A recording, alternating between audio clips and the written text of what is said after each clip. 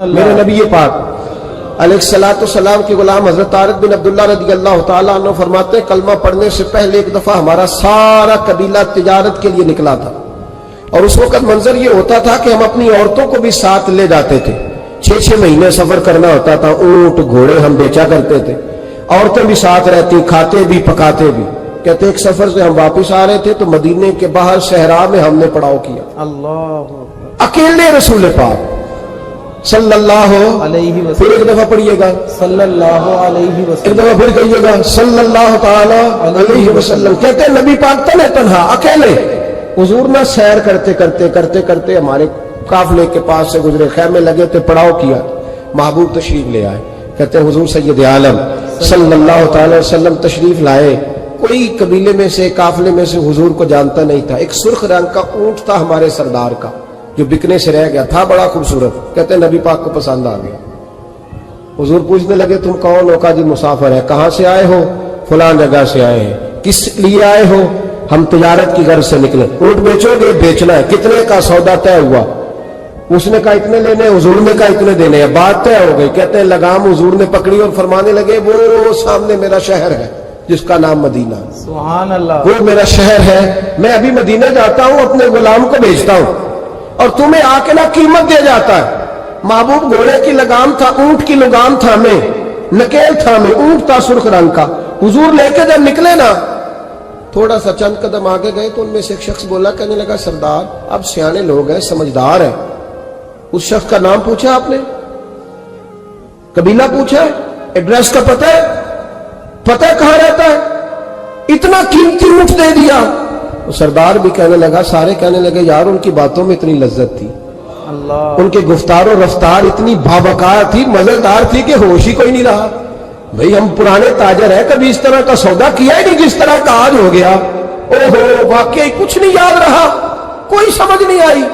وہ بھی نظر آ رہے، ایک آدمی دوڑ کے جاؤ، دوڑ کے اور جا کر کے نا ان سے کہو بڑی جائز بات ہے، وہ ناراض بھی نہیں ہوں گے۔ ان سے ایک شخص کہو کہ بھئی اونٹ لے جاؤ، پیسے لے آنا اور اپنا مال لے جانا، دوڑ کے جاؤ۔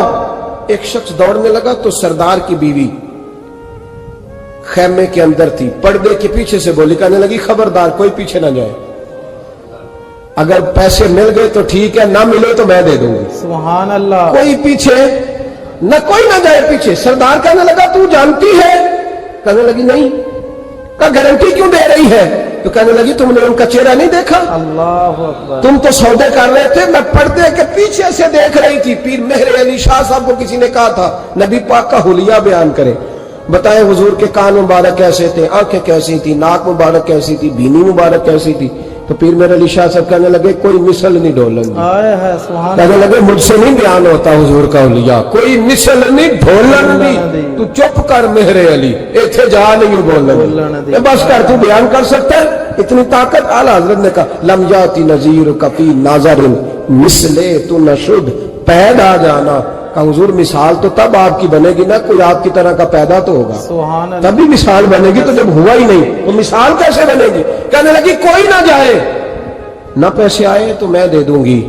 میں تو پردے کے پیچھے سے دیکھ رہی تھی، ان کے چہرے کا وقار دیکھا، ان کی آنکھوں کی روشنی دیکھی، ان کے لفظوں کا حسن دیکھا۔ تم 50 باتیں کرتے تھے، وہ ایک جواب دیتے سبحان اللہ، اور گنے چنے لفظ بولتے تھے، ان کی سادگی کا وقار دیکھا۔ جانے دو، نہ پیسے آئے تو میں دوں گی۔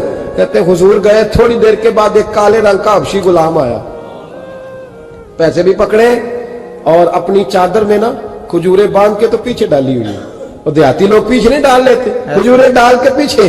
کہتے ہیں وہ آئے اور ان کے آنے کا انداز بھی بڑا نرالا تھا۔ اللہ، کہتے ہیں وہ جھومتے جھومتے اللہ کا ذکر کرتے، اللہ الصمد کرتے پہنچ گئے اور آگے کہنے لگے تم سے میرے نبی نے اونٹ خریدا؟ سبحان اللہ، تم سے؟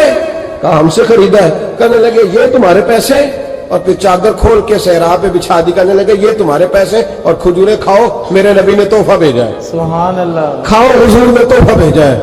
تو وہ سردار کی بیوی اوٹ ہٹا کے کہنے لگی اور کالے رنگ کے حبشی غلام انہیں کھجوریں کھلا اور مجھے اس عزت والی ماں کا نام بتا جس کے گھر میں ایسا لال پیدا ہوا، سبحان اللہ، انہیں کھجوریں کھلا، اور مجھے اس عظمت والے باپ کا نام بتا جس کے گھر میں ایسا پھول کھلا ہے۔